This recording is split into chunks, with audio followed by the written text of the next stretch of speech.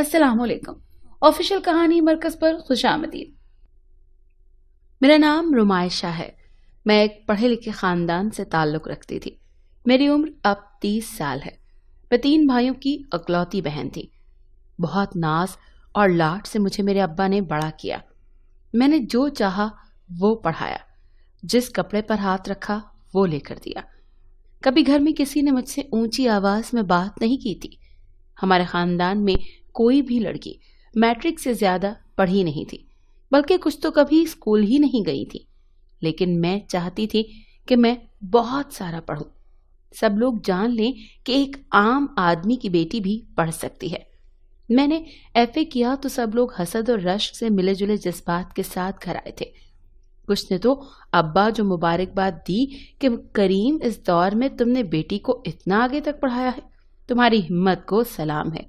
लेकिन कुछ नाम नेहाद बुजुर्गों ने आकर ये भी कहा कि लड़की जात है, आगे पढ़ाओगे तो हाथ से निकल जाएगी और फिर एक दिन तुम्हारे चेहरे पर कालक मल जाएगी, फिर ना हाथ मलते रह जाना, तब हम में से कोई हमदर्दी को आगे नहीं आएगा देखना। अब्बा ने इन सब की बातें बहुत इज्जत और एहतराम से सुनी थी और फिर रात में मुझे बुलाकर समझाया कि दुनिया चाहे कुछ भी तुम्हारा बिगाड़ ले, तुम्हारा अब्बा तुम्हें आगे बढ़ने से नहीं रोकेगा, जितना चाहो पढ़ो। और फिर अब्बा की यही बातें मेरे पैरों की जंजीरें बन गई। मैं पूरी यूनिवर्सिटी में सबसे नुमाया लड़की थी।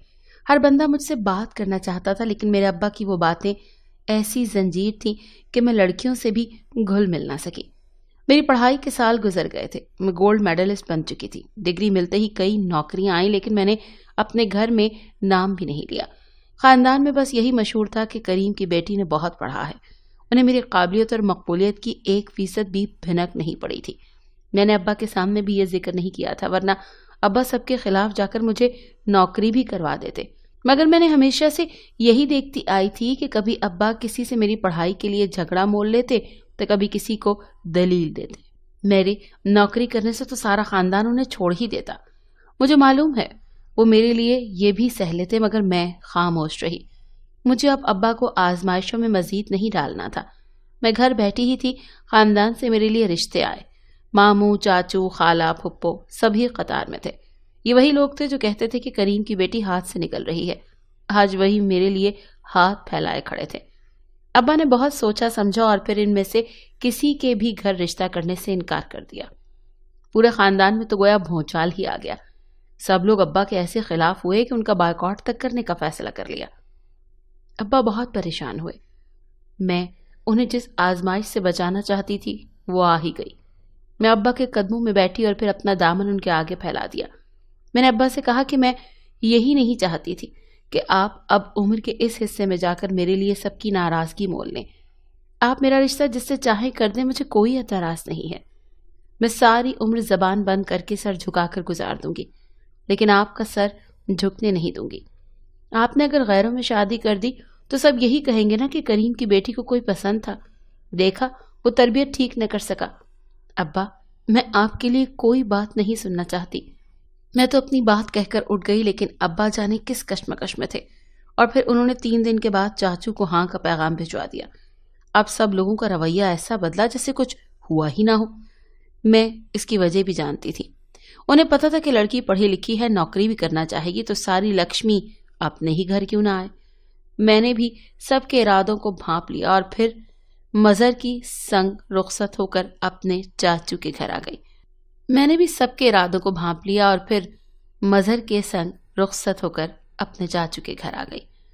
शुरू के दिन में चाची का रवैया मेरे साथ इतना अच्छा था कि मुझे यकीन ही नहीं आया कि ये वही चाची हैं जो मेरे किरदार पर बहतान लगाती थी। 1 हफ्ता गुजर गया। जब मैं किचन में गई और खाना बनाने के लिए चीजें निकाली, एकदम चाची अंदर आई और मेरे हाथ से गोश्त का पैकेट पकड़ लिया और कहा कि अरे तुम क्यों इन सब के झंझट में पड़ रही हो? लाडली इकलौती बहू हो तुम, बेटी से भी बढ़कर। मैं तुम पर कोई भी सख्त जिम्मेदारी नहीं डालूंगी, तुम बस अपनी नौकरी पर तवज्जो दो। तुम्हारी माँ जैसी चाची सब कर लेगी, तुम फिक्र न करो। आज उनकी जबान पर आ ही गई थी वो बात जो उनके जहन में थी। मैंने हैरानगी से उन्हें देखा और फिर जवाब दिया कि मेरा तो नौकरी का कोई इरादा ही नहीं है। मैंने कभी सोचा भी नहीं है और मैं तो नौकरी कर भी नहीं सकती, भला मजहर को अच्छा नहीं लगेगा। और मजहर अच्छा भला काम तो कर रहे हैं। मेरी बात सुनकर चाची के चेहरे से हवाइयां उड़ गईं। वो गुस्से से अपने कमरे की तरफ चल दी। उस दिन के बाद काम करने से मुझे किसी ने नहीं रोका, बल्कि जितना हो सकता था मुझसे काम करवाया जाता था, ताकि मैं हिम्मत हार जाऊं और फिर उनका मुतालबा मान लो। मैं उनके लिए सोने के अंडे देने वाली मुर्गी नहीं बनना चाहती थी। सबने बहाने बहाने से मुझे कहने की कोशिश की, लेकिन मैंने सबकी बात को मजाक में उड़ा दिया। मुझे लगा था कि सब लोग इस बात को जल्द ही नजरअंदाज कर देंगे, लेकिन ये मेरी गलत फहमी थी। मुझ पर उस घर में रहना दिन ब दिन सख्त होता जा रहा था। इसी तरह 2 साल गुजर गए और मेरी गोद में 2 जुड़वा बच्चे अदील और आमना आ गए। लेकिन अब भी यहाँ सबके दिलों में मेरे लिए वही नफरत थी जिसे वो फरामोश करने को किसी सूरत तैयार नहीं थे।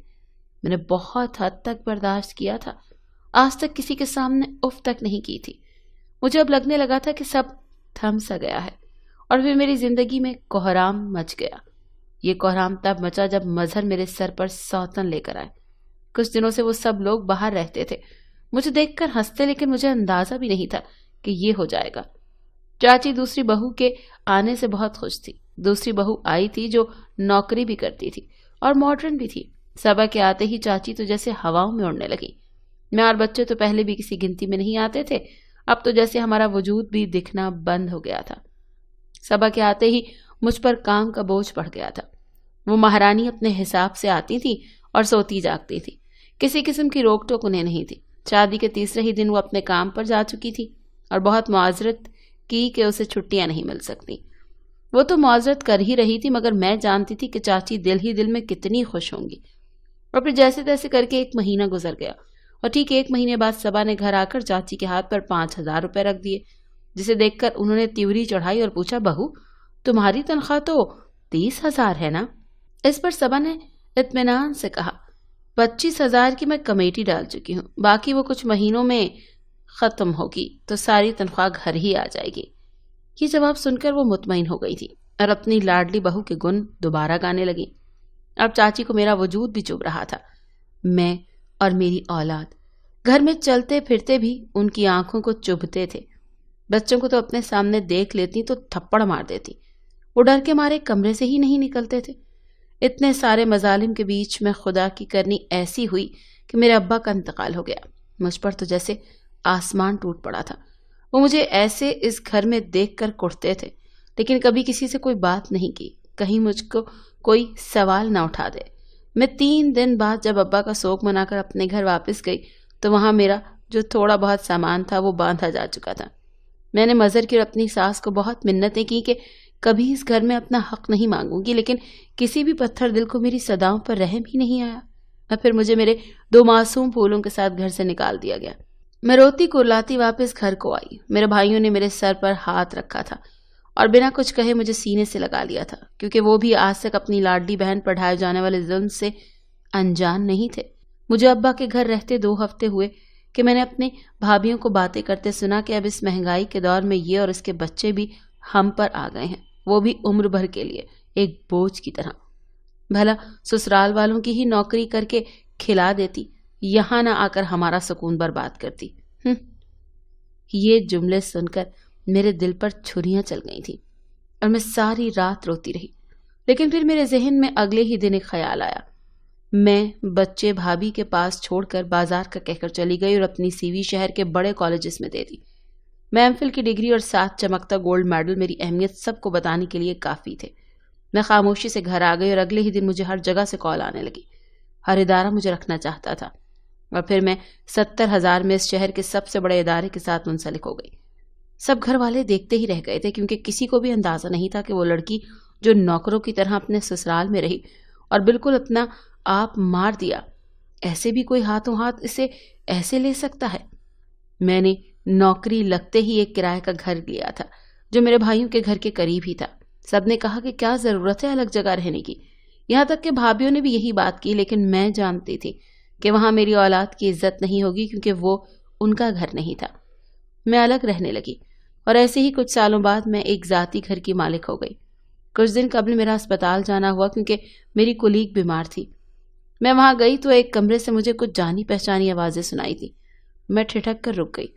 चाची सबा के पैरों में बैठी थी और मिन्नतें कर रही थी कि मजहर की दवाइयां मंगवा दे, वरना वो मर जाएगा। लेकिन सबा चेहरे पर सख्ती लिए बोली कि इतने वक्त से आप लोग मेरे ही टुकड़ों पर पल रहे हैं और अब ये खर्चे भी मैं करूं? ये कौन सा घर कुछ कमा कर लाता है, मरने दें इसे। इसके अल्फाज सुनकर मुझे अपना वक्त याद आया था। जैसे ही सबा बाहर आने लगी मैं एक तरफ हो गई और फिर वो चली गई। तब मैं अंदर गई जहां चाची बैठी रो रही थी। मैं गई तो उन्होंने सर उठाकर मुझे देखा और बेयकीनी से देखती रही, जैसे मेरे सामने आने की उन्हें बिल्कुल कोई उम्मीद नहीं थी। इससे पहले कि मैं कुछ भी कहती, चाची ने मेरे पांव पकड़ लिए और रोना शुरू कर दिया। वो ऊंची ऊंची मुझसे माफी मांग रही थी। मैंने स्पाट चेहरे के साथ उन्हें उठाया और फिर पूछा कि आखिर हुआ क्या है। तब उन्होंने बताया। जैसे ही सब ने मुझे घर से निकाला तब सब काम चाची और सबा पर आ गए थे। चाची बूढ़ी हड्डियों में जान नहीं थी कि कुछ कर सकती। दूसरा, मैंने इन्हें ऐसी आदत डाल दी थी कि अब चाय भी बनाना मुश्किल लग रहा था। उन्होंने सबा से कहा कि बेटा घर के काम भी करो, मुझे अकेली जान में इतनी हिम्मत नहीं रही। तब उसने कहा कि मैं तो कमा कर लाती हूँ, मैं क्यों करूँ। और जब काम वाली लगवाने का कहा तो तनख्वाह कम है का रोना रो लिया। मेरे जाते ही सब चाची पर आ पड़ा तो उन्हें एहसास हुआ था कि काम करने वाली लड़कियां असल में होती कैसी हैं। वो काम करती थी लेकिन उन्हें जूते की नोक पर रखती थी। अब मजहर को फालिज का अटैक हुआ था और वो माजूर हो गया था, खुद से खाना खा भी नहीं सकता था। ये सब उसके लिए मुहाल था। चाची ने मुझे कहा कि मैं उन्हें माफ कर दूं और बच्चों के साथ वापस आ जाऊं। मैंने उनकी आंखों में देखा और फिर अपना वक्त याद किया। एक लम्हे में फैसला हो गया। मैंने अपने पर्स से 1 लाख निकालकर उनके हाथ पर रखा और चली आई।